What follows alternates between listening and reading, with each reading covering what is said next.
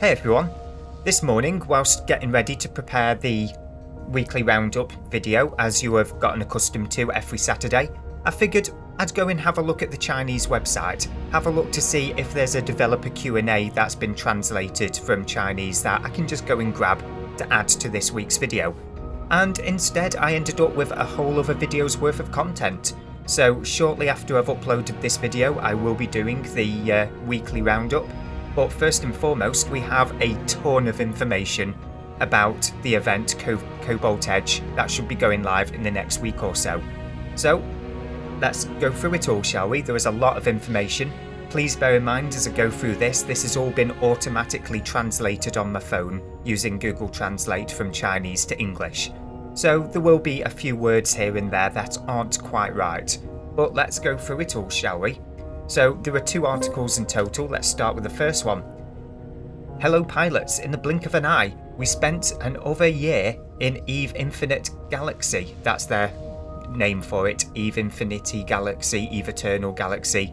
You get used to it, they just don't have the same name as us. In last year's Hibernator version, the launch of the new implant system and the gameplay Deep Sleep injected new elements and gameplay mechanisms into New Eden. And we also gained richer gameplay experience from it. In the past year, we have also seen from the channels such as Community QQ channel that everyone has high expectations for new ships, new nanocores, new activities and new areas. With the development of the new Eden Edge Starfield, more and more people are turning their attention to the Cobalt Blue borderland, as we know as Cobalt Edge at the moment. That's one of the 8 distant starfields that needs to be explored urgently. That is one of the new 8 districts that everybody calls. After a long period of hard work, the Consolidation Department and the Pioneers have completed the preliminary exploration of the Cobalt Frontier and decided to officially open the Cobalt Frontier in the anniversary version that will be launched on August 17th. That's this Wednesday coming up, I believe. Today, let's take a brief look at this new starfield that will be opened soon. The Cobalt Blue Frontiers consists of 10 constellations, a total of 69 galaxies, in this case solar systems, that's a slight mistranslation, all of which have a security level assessment of 0 or less. It will become the first distant starfield officially open to pilots. Due to the influence of the environment and the deserters, I don't know what I was going to say then. Due to the influence of the environment and the deserters, the Pioneers have only successfully built the Stargate and the only logistics supply station in the constellation. The space station is located in the EBYOS galaxy, star system in this case, with less environmental impact. The space station has functions such as maintenance industry and hangars. There are no sentry guns, no mobile guards, and it is impossible to dock the super flagship or set it as a base. Pilots, please pay attention to safety. So that's going to be interesting. You're not going to be able to stage in this particular NPC station. You can't just def clone or jump clone your way there. No.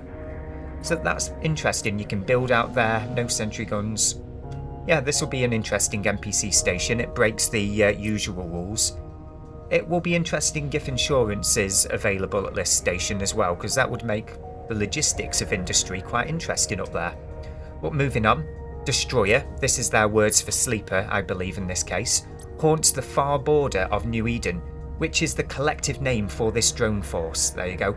These drones, including frigates, battleships and super aircraft carrier tonnages, are constantly patrolling, picking up waste and breaking down ships in the universe.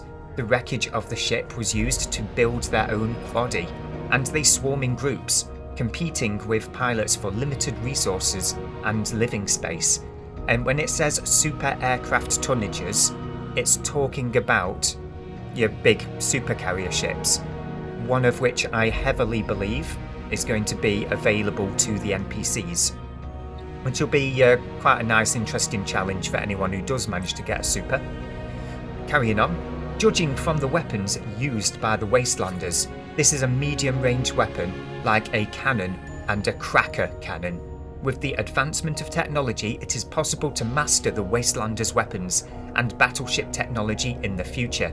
There are currently confirmed Wastelander.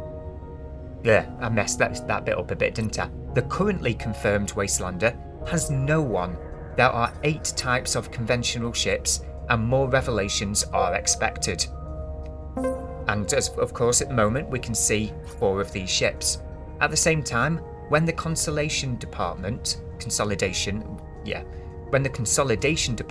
was exploring the Cobalt Frontier, it obtained a wealth of manufacturing materials from the Wastelander drone, as well as new equipment, drones, modified parts, and general components. At that time, pilots can go to Cobalt Frontier exploration.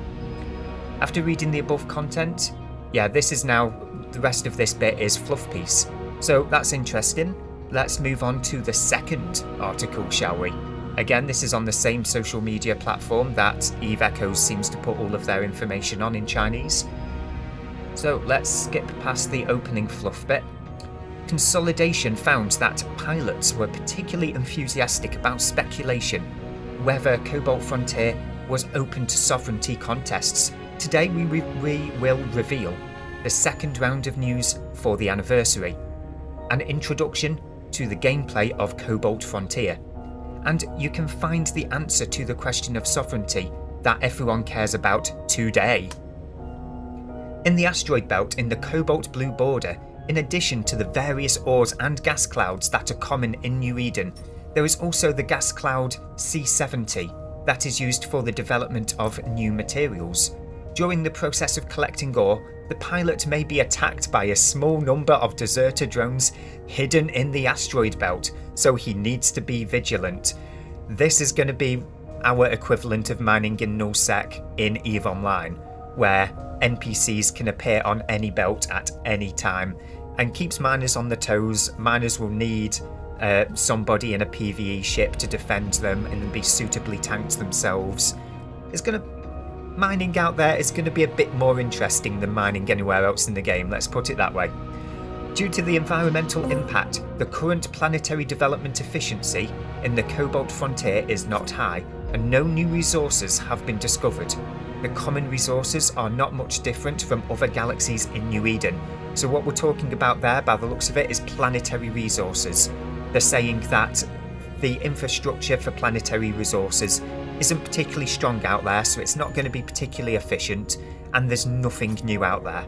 So you can get your PI from the Cobalt Edge regions, but you don't have to. There's no exclusivity, there's no need to go out there. If you're already out there, it might be convenient. But moving on, the Cobalt Edge has various scavenger camps of various sizes, filled with a variety of scavenger drones that are breaking down the wreckage. After defeating the raider drone, there is a chance to obtain a variety of materials used to manufacture ships and equipment. So we're talking your typical anomalies here, most likely. In addition to the Wastelander camp, there is also a large camp Wastelander checkpoint in the Starfield, in which there are not only ordinary drones but also elite drones. By defeating the elite drones, you can obtain various advanced ships and equipment manufacturing materials. After defeating all enemies, you can also open some unresolved ruins to obtain loot such as blueprints and materials. With any luck, these particular ruins will need to be unlocked with your typical data analyzers and relic analyzers. I'm kind of hoping here, but judging by how it's worded, I'd hope that to be the case. In addition, there are rare ancient relics distributed in the cobalt blue border area. These relics have certain research value. Scanners are needed to discover these relics, and the relics are difficult to decipher. Pilots will need to be prepared. So for you exploration folks, there is your typical relic sites that we can go out and explore together. Of course, by the sounds of it, it won't be suitable for new players that have just gotten into exploration. Sounds like you're going to really need that hacking skill at a high level by the sounds of it. Moving on. At the same time, after the battle with the deserter UAV, the researchers developed integrated technology suitable for UAVs and launched an integrated module of all UAVs, including all 16. I hate how the text breaks up here sometimes, it really messes with my brain. Including all 16 types of combat drone. I didn't even realise there were that many at this point, Jesus. The design of this module integrates several components from the Raider drone, enhancing its performance in many ways. Just going to take a moment for a quick drink whilst you let that all sink in. Right, continuing. As the first open distance starfield, the Cobalt Blue Frontier is open to sovereignty competition like other starfields. Legion alliances of all parties can go to the starfield to participate in the sovereignty battle after the Cobalt Blue Frontier is officially opened, and mark the name of their Legion alliance on the new starfield. So that's a lot of fluff for you'll be able to claim sovereignty and fight over it. Moving along, we have the scouting outpost that was teased to us a couple of weeks ago. Due to the impact of the environment, ordinary clone outposts, Legion outposts, and auxiliary buildings cannot be anchored in the Cobalt Blue border. Upwell Group has upgraded and improved the ordinary outpost and developed an anchor that can be anchored in the Cobalt Blue border, a designated reconnaissance outpost. Reconnaissance outposts are divided into clone reconnaissance outposts and Legion reconnaissance outposts, both of which have maintenance and basic production industrial lines. The clone scout outpost is suitable for scouting and small-scale battles. It has more weapon slots, but the low slot energy output interface is abandoned to improve strength and stability, and the reconnaissance outpost only has one enhancement and is not equipped with the shield enhancement function.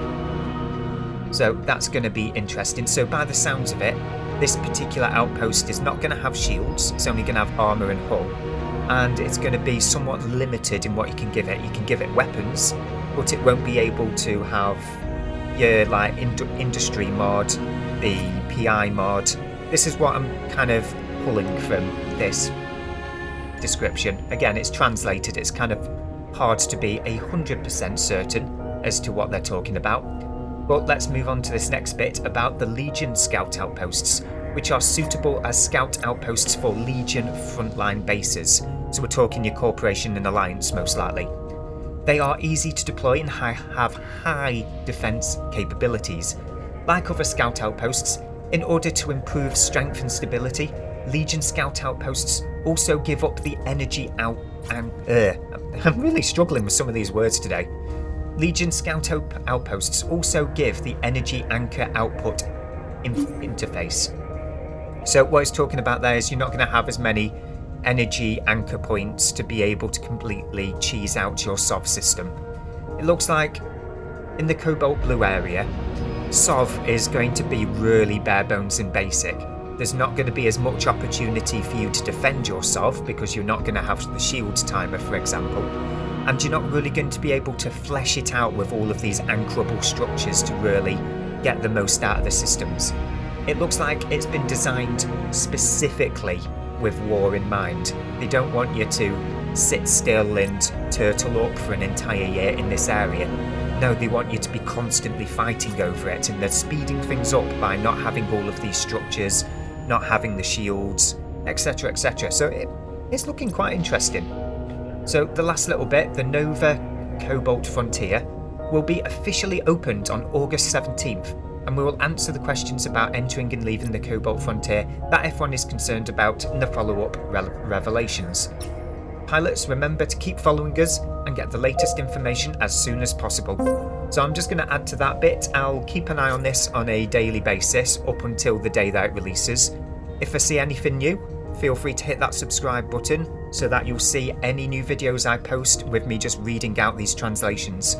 Because as we well know, we tend to get our information about a week behind those guys in China. So yeah, why not get it from here? Anyway, thanks again for listening to me talk through all of this. I will be moving on now to start recording the weekly roundup video. So yeah, enjoy this content and see you guys in the next video, which will be in about an hour's time. Cheers!